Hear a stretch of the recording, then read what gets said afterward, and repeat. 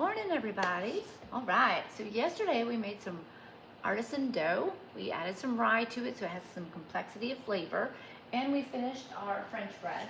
So let me start by showing you what the French bread looks like on the inside. Each day we make a new dough and we finish up what we made from the day before. So you can see the nice aeration that we have in that dough.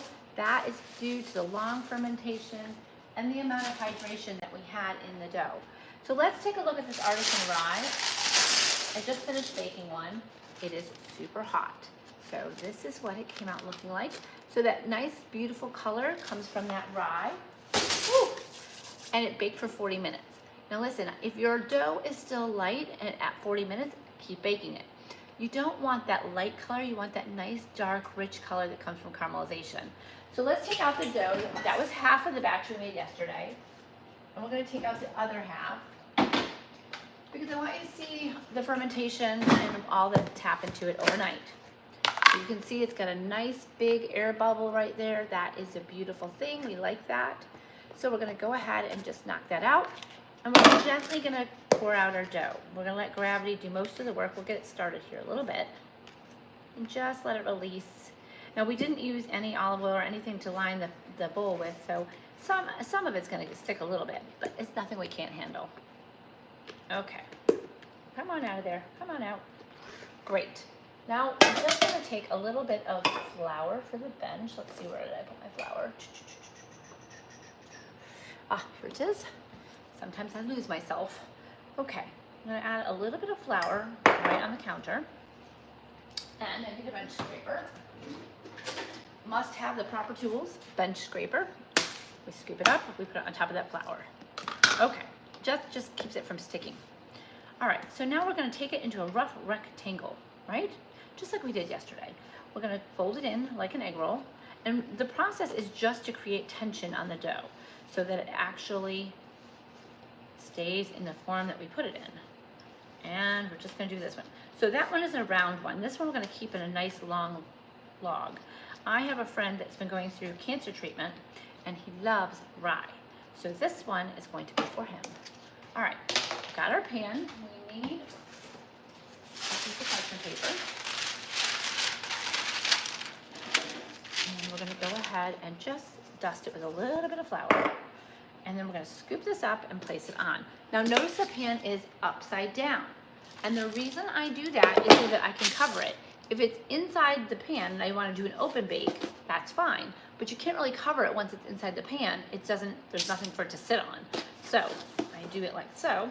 And we're gonna cover it with a little more dusting of flour. And I'm just gonna let that sit out for an hour and then I'll score it and bake it. All right, so let's move that aside. And let's talk about today's dough.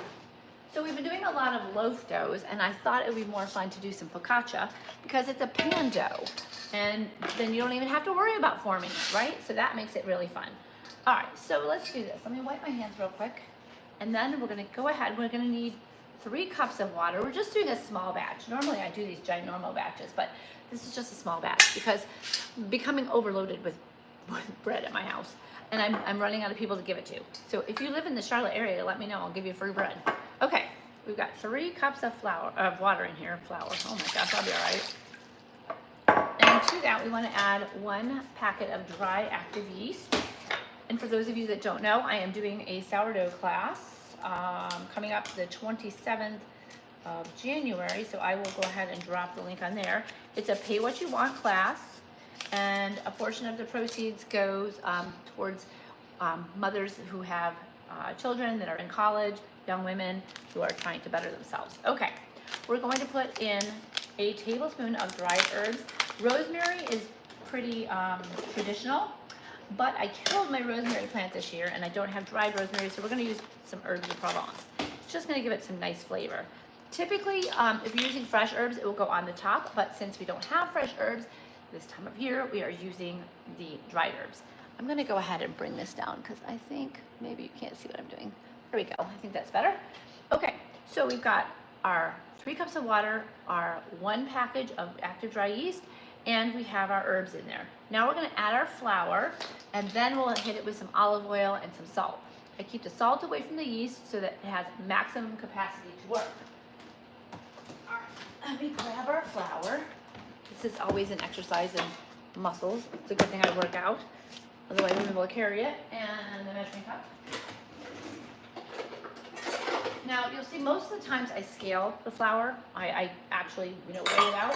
But for this one, it's a fuss-free recipe. So we need 6 cups of flour. This is a 2-cup measure. So we're just going to do 3 of these. I can do math. 1, 2, and 3. When I was learning, I learned this one from an older lady who used a mug to measure it out with. All right. And now we need our salt. I'm gonna put 1 tablespoon of kosher salt or sea salt. I like the kosher salt in this one because I feel like the kosher salt gives it a little bit more control. Okay, and now we're gonna add in our olive oil. I like a good helping of olive oil. You can put in what you like. We're gonna do 3 tablespoons of olive oil, and then there'll be more olive oil on the pan and in the top of it once the dough is developed and we get ready to bake it. Then we take our hand and we're going to mix it. Now I'm gonna use a glove. You don't have to use a glove at home, but because I need to rock and roll with this, we wanna make sure that I have a clean hand at the end of it. Okay, so we're just gonna swirl it around. This is so simple. You're gonna love it. Just swirl it around. It's like being able to play with your food. And you know who loves to make this is my 4-year-old grandson. He gets his little fingers right in there, put his little glove on there, and he just thinks it's like Play-Doh. And then we get to eat it. So that's even more fun. And why go through all this trouble when you can buy some at the store? Well, let me tell you, read the list of ingredients, right? It is a nightmare. So there's all kinds of dough conditioners, and there's things that prevent it from going bad. If you put this on the counter for a couple days, you're gonna have mold, like after 3 to 4 days. If you put one of those loaves on the counter, you're gonna have the same bread forever and ever. So do yourself a favor and make it yourself. That's the whole point of the series, is make it from scratch. So if you didn't catch yesterday's, it's up on YouTube, it's up on Facebook, it's on Instagram, but really, and Pinterest, it's really just about making sure that you control what you put in your body. We think we're eating healthy breads, and then we find out it has all this junk in it, and it's really doing us a disservice. So we don't want to do that. We want to control what goes in our own bodies. I'm going to grab a bowl.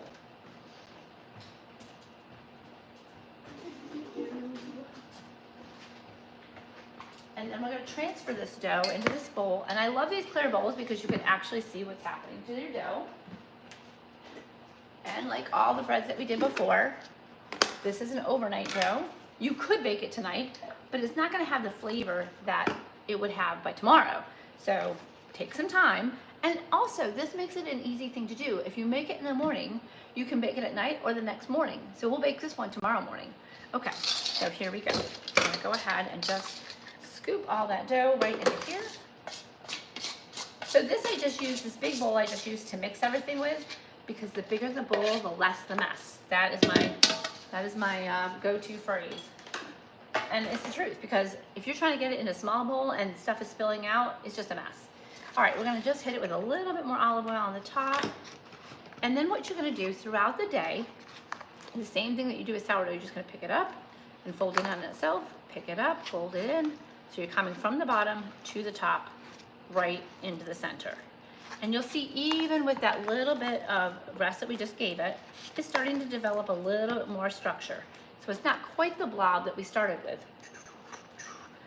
And so now, the easy part, we cover it up at about midday.